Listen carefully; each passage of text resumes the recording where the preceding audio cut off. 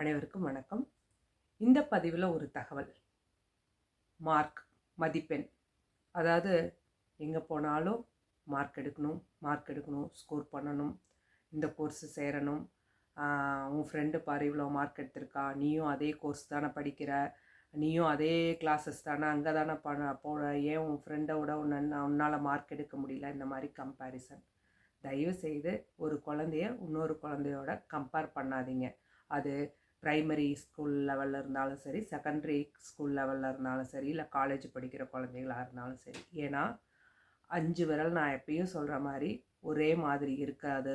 அதே போல் எல்லா குழந்தைகிட்டையும் ஒரு திறன் இருக்கும். எல்லாத்துக்கிட்டையும் எல்லா திறனும் இருக்கணும் அப்படின்னு எதிர்பார்க்காதீங்க.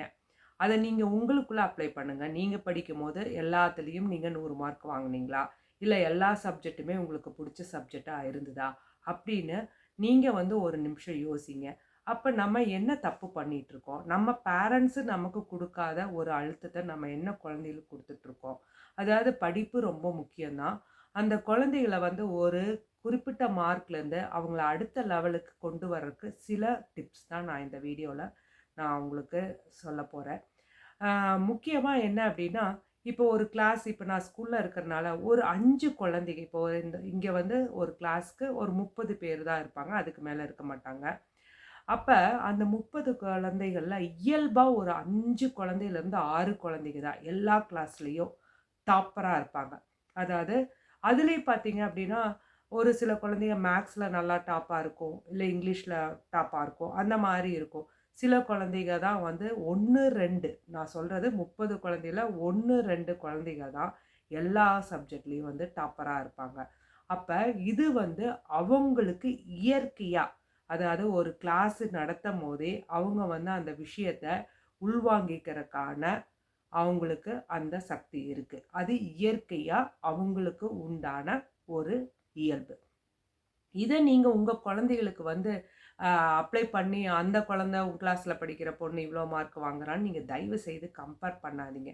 இப்போ எப்படி நம்ம குழந்தைகளை மார்க் இம்ப்ரூவ் பண்ணோம் அப்படின்னா, இப்போ அவளோட ஃப்ரெண்டு நம்ம மார்க் வாங்கியிருக்காங்கன்னு நீங்கள் கம்பேர் பண்ணாமல், இப்போ உங்கள் குழந்தை சப்போஸ் ஒரு இப்போ எனக்கு தெரியல, ஒரு 40 நினைக்கிறேன் மினிமம் பாஸ் இந்தியாவில்.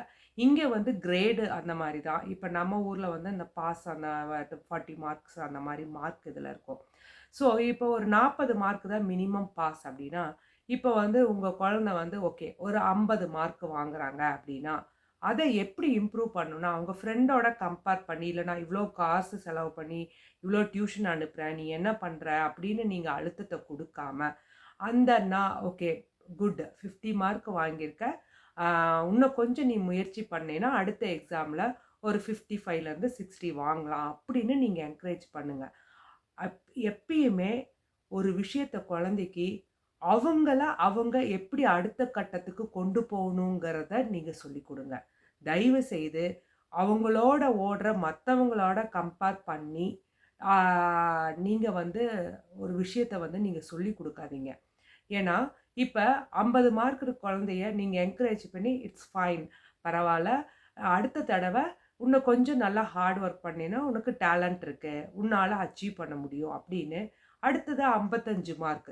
சப்போஸ் 50லேருந்து அவங்க ஒரு 48 வாங்கினாங்க அப்படின்னா கூட அந்த இடத்துல நீங்கள் போன தடவை 50 மார்க், இப்போ அதுவும் போச்சா 48 அப்படி சொல்லி அவங்கள நீங்கள் டவுன் பண்ணாதீங்க.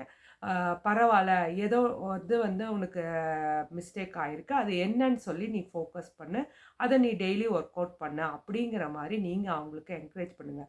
ஸோ குழந்தைகளுக்கு அவங்க வாங்கின மார்க்கில் இருந்து ஒரு 5லேருந்து 10 மார்க்கு நீங்கள் டார்கெட்டு நீங்கள் நெக்ஸ்ட்டு எக்ஸாமில் வாங்க அவங்கள என்கரேஜ் பண்ணுங்கள்.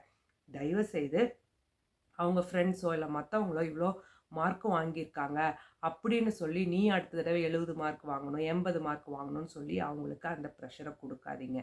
இன்னொன்று என்ன அப்படின்னு பார்த்தீங்கன்னா, ஊரில் எல்லாரும் இப்போ வாட்ஸ்அப் குரூப், இப்போ அம்மாங்க எல்லாம் வாட்ஸ்அப் குரூப். இப்போ அதில் பார்த்தீங்க அப்படின்னா அந்த குழந்தை ஒரு குழந்தை சர்டிஃபிகேட்டோ இல்லை ஏதாவது ஒரு மெடல் சம்திங் ஏதாவது ஒன்று வாங்கியிருக்குன்னா உடனே அவங்க தன்னோட குழந்தை வாங்கியிருக்குன்னு அதை ஒரு பேரண்ட்ஸாக பெருமையாக மற்றவங்கிட்ட சொல்கிறது இயல்பு தான். அதை வந்து வாட்ஸ்அப் குரூப்பில் போட்ட உடனே உடனே வந்து நீங்கள் அதை உங்கள் குழந்தைகிட்ட காமிச்சு, பாரு உன்னோட ஃப்ரெண்டு வாங்கியிருக்கா, அவங்க அம்மா போட்டிருக்காங்க, இந்த மாதிரி நீயும் வாங்கினா எனக்கும் எவ்வளோ ஹாப்பியாக இருக்கும், அந்த மாதிரியெல்லாம் நீங்கள் சொல்லாதீங்க. அப்போ நீங்கள் என்ன சொல்லணும் அப்படின்னா அந்த சமயத்தில், ஓகே உன்னோட ஃப்ரெண்டு வாங்கியிருக்காளா, அப்போ நல்லா ஓகே அப்படின்னு சொல்லி நீங்கள் அதை என்கரேஜ் பண்ணிவிட்டு, நீயும் வந்து எல்லாமே ட்ரை பண்ணுமா அப்படின்னு சொல்லிட்டு அதை வந்து ஒரு அழுத்தமாக சொல்லாமல் ஒரு இயல்பாக ஒரு வார்த்தையோட அந்த குழந்தை வந்து அந்த இடத்துல வந்து நானும் தான் ட்ரை பண்ணேன் வாங்க முடியல அப்படின்னு சொன்னால் இட்ஸ் ஃபைன், பரவாயில்ல, இந்த தடவை அவள் வாங்கியிருக்கா, அடுத்த தடவை நீ வாங்கலாம், முயற்சி பண்ணால் நம்ம எப்போ வேணால் வாங்கலாம், பிரச்சனை இல்லை, நீ கற்றுக்கிறதா ரொம்ப முக்கியம், ஒரு விஷயத்த தெளிவாக கற்றுக்கிறதா ரொம்ப முக்கியம் அப்படின்னு நீங்கள் சொல்லி கொடுங்க.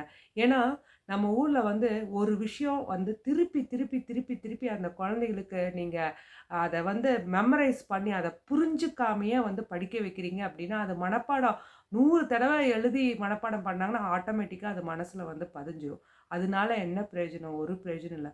ஒரு விஷயத்த ஆழமாக அவங்க கற்றுக்கிறதா முக்கியம்.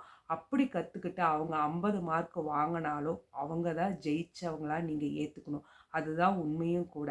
இப்போ 80 மார்க் 90 மார்க் வாங்கி மனப்பாடம் பண்ணி எழுதி அது எதுவுமே புரியாமல் அந்த மக்கப் பண்ணி அந்த பேப்பரில் ப்ரெசன்டேஷன் கொடுத்து அதுக்கு மார்க் வாங்கி எந்த பிரயோஜனமும் கிடையாது. ஒரு விஷயத்த முழுசாக புரிஞ்சுக்கிட்டு 50 மார்க் வாங்கிறது தான் என்னை பொறுத்தளவுக்கு ஒரு கிரேட்டான விஷயம் அப்படின்னு சொல்லுவேன். ஏன்னா மனப்பாடம் பண்ணி அதில் 90 மார்க் வாங்கி ஒரு பிரயோஜனம் இல்லை. 90 மார்க் வந்து அவங்க அதை புரிஞ்சுக்கிட்டு அந்த 90 மார்க் வாங்கினாங்கன்னா அது ஒரு பெரிய அச்சீவ்மெண்ட். ஸோ எந்த மார்க் வாங்கினாலும் அவங்கள ஒரு 5லேருந்து 10 மார்க் எடுக்கிறதுக்கு மட்டும் அடுத்த எக்ஸாமுக்கு ஒரு டார்கெட் கொடுங்க. தயவுசெய்து குழந்தைகளை அடுத்தவங்களோட கம்பேர் பண்ணாதீங்க. நன்றி, வணக்கம்.